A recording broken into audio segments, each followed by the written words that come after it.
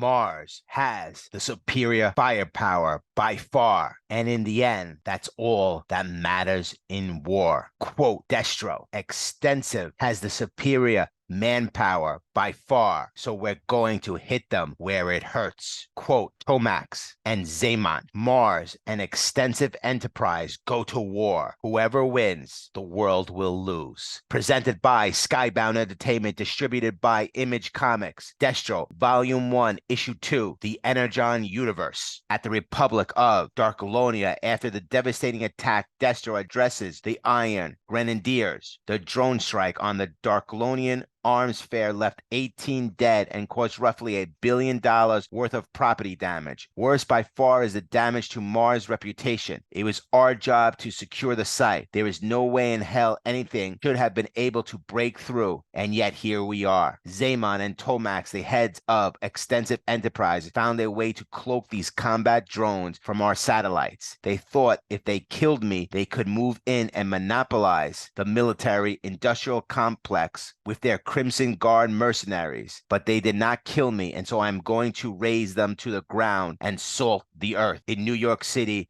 Xamot and Tomax addressed their troops. The false flag attack on Destro's pompous arms fair was not truly an attack of blood, fire, and death. It was an attack on our integrity, the integrity of extensive enterprise. Destro thinks that by blowing up his own event, he can frame us for it and turn those who were present against us ever utilizing the Crimson Guard again. He fears us, the threat we pose to Mars' monopoly of the military-industrial complex, and rightly so. Destro survived the attack, of course, but if he wants to be destroyed, we are happy to oblige. Both Destro and Xamot and Tomax address their troops similarly. Destro states, Mars has the superior firepower by far, and in the end, that's all that matters in war. Xamot and Tomax counter. Extensive enterprise has the superior manpower by far, so we're going to hit them where it hurts. The events from the last issue suggest that Xamot and Tomax were behind the attack, but it's not that simple. There's a significant doubt about the involvement. It could even be insinuated that Destro orchestrated the attack himself. In the Energon Universe, there are other potential culprits. Cobra Commander was clearly unhappy with Destro's actions in Darklonia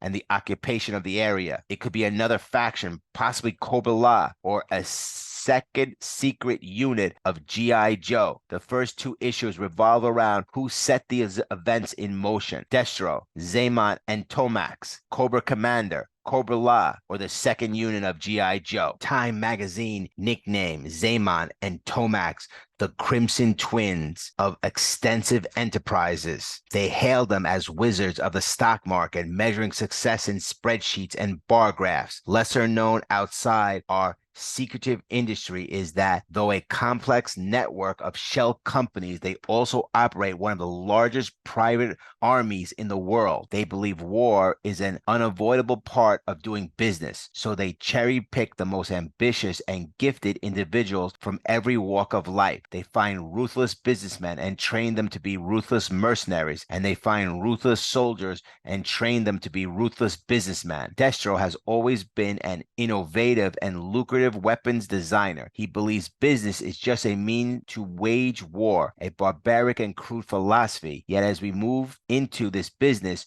we notice the modular structure and elements of our company on its own. We have always kept a close eye on where Mars cash flow has flowed. Recently, we have taken notice that much of the black money has been tied up in the South Carolina at a specific site. Satellite images suggest that it's some sort of factory. The two companies engage in a series of battles. Mars attacks a Crimson Guard training ground in Belarus to cripple their army. However, their despoilers are quickly eliminated by the Guard's assault system pods, weapons stolen from Mars themselves. In contrast, the Crimson Guard attacks a factory in South Carolina that is secretly manufacturing battle android troopers. However, unbeknownst to them, the facility also contains Mars' primary store of Energon. Not wanting the fuel to fall into enemy hands, Destro orders all bats and facilities to be activated. Though damaged by the destruction of the facility, the android troopers crawl out of the flaming rubble and eliminate their targets. Witnessing the destruction their war is causing, both parties decide it's time for Parley. At the scrap heap of empires, Destro, Tomax,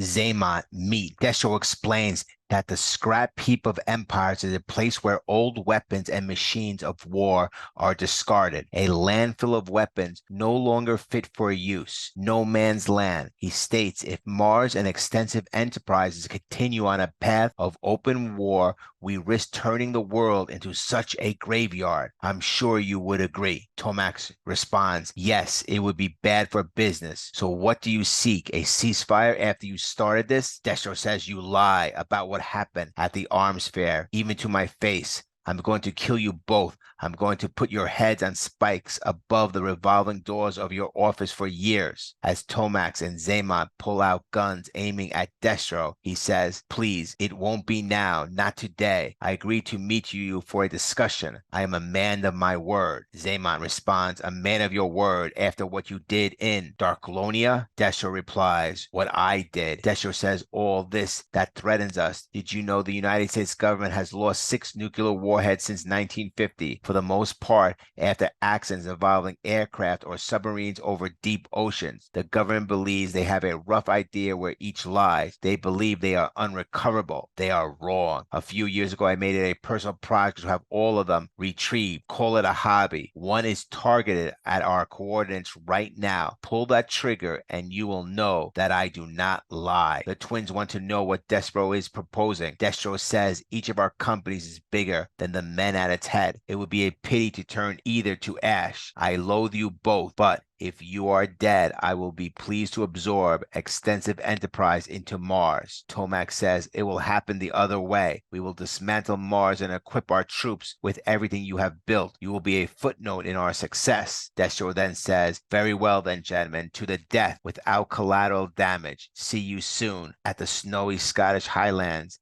At a highly classified coordinates, Destro thinks to himself, it is a long walk each time. I require guidance and solence. This is how it must be. So things are too scared to risk as a target, too truly irreplaceable. Even the most loyal of my iron grenadiers cannot know this location. It is not a single database. I come here each time with minimal equipment, nothing that could be triangulated. As Destro talks to his ancestor, he says, the existence of the tomb is known only to those privileged to have the blood of Clan Destro in their veins. Xamot and Tomax will send assassins for me, but they will find I have become a ghost in the wind. Mine will find them wearing a Gucci suits in their Manhattan penthouse. A lone assassin waits for Destro in the mountains outside the stronghold. The assassin is called the Chameleon, and she is in communication with Overkill. The Chameleon reports everything's on schedule. Destro thinks he's a very clever little boy. This war is already over. Let's see how my crone fragments his skull scatters into as she prepares to kill Destro. Notes, the Chameleon appeared in the comics 3 times. Chameleon, real American hero. The G.I. Joe deep cover agent and half-sister of the Baroness. Chameleon, IDW, the G.I. Joe agent in the real American hero IDW comics continuity. Chameleon 2, IDW. Erica Latine, the Baroness' half-sister and former high-ranking Cobra agent answering to